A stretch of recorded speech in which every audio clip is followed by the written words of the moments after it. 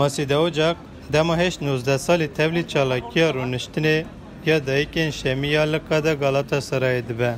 ده هفته 700 یا دایکن شمیه ده هاته بنچاف کرن. دیاوه 82 سالی امینه اوجاک جه خواست تبلی چالاکیا رونشتنه ببه. جبر وی که او جهات بنچاف کرن. پاش هر دو ده همان روژه سربست هاتن بردان. بریا بنچاف کرن ماسیده اوجاک ویجه بودنج امریکا آخفتی بو. ماسیده اوجاک بحث برای خواه حسن اوجاک آتی بنچاف کری و پاش آتی سروندا کری دیکه. تاوی همو لگرین و همی سر لیدانان مچ آگهی جه حسن نستان. حسن اوجاک 21 آذر 1995 ده تی بنچاف کرن و پاش تی سروندا کرن. خوشگاهی ماسیده اوجاک دی دسته که خود میخی که دی دسته دنده وینه برای خود دیگره. مالبات اوجاک جبو آگاهیه که جکور خوابستینن سرلیدان پارلمان دوزگری و نفخشخانه اندده. لی مالبات لهر دری راستی برسه و او نه لوره هاتن. مالبات پشت 58 روزان جه حسن اوجاک آگاهی دستینن.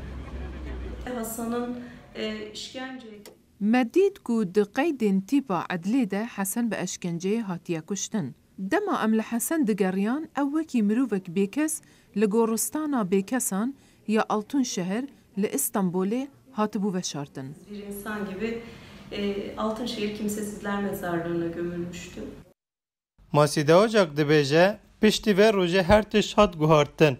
Malbata Ocak piştî rên hukukî bê encam dimîne dest bi lêgerîna kiryarên Hesen Ocak dikin. Di vê rê de ne tenê bûn. Ew li gel malbatên nêzîkên xwe di dema binçavkirinê de serwendakirî re hatin bahev.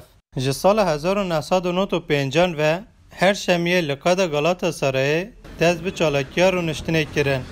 Malbatan dixwestin ku bizanibin çi ji wendahiyên wan hatin. Civîna yekem 27 Gulana 1995 li qada Galatasaray pêk hat. Dema em hatin cem hev em 5 malbat bûn. Bi mirovên cem me hejmara mirovan nêzîkî 20-25 kesan bû. Her hafte bi daxaza bila dawî li wendahiyan bê hatin bahev û malbatên nû tevlî vê çalakiyê bûn.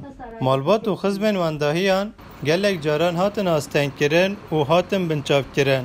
Ji ber ku hêzên ewlekariyê destwerdana heft mehan kir, dayîkên Şemiyê 13 Adara 1999 de navberdan çalakiya rûniştinê. Bu ülkede Li vî welatî gaza îsotê cara yekem li ser dayîkên aştiyê hat bikar anîn. Sih hefteyan êriş li ser me hatin kirin. Bincavkirin çêbûn. gözaltı yaşadık. Lêwan tu caran dev ji tekoşîna xwe berneda. Dayîkên Şemiyê piştî 10 salan sala 2009 careke din li heman der û di heman rojê berdewama çalakiyên xwe kirin. Dayîkên Şemiyê ev 23 salin ji bo agahiyekê ji wendahiyên xwe bistînin vê çalakiyê didomînin. Ev 700 hefte malbat dilêgerîna edaletê dikin. Pirsa wendahiyên xwe dikin.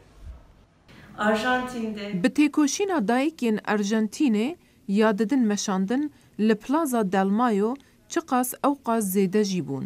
Mixabin em li qeda Galatasaray bikê mirovan vê têkoşînê berdewam dikin. devam ediyoruz. Membotani, Denge Amerika, İstanbul.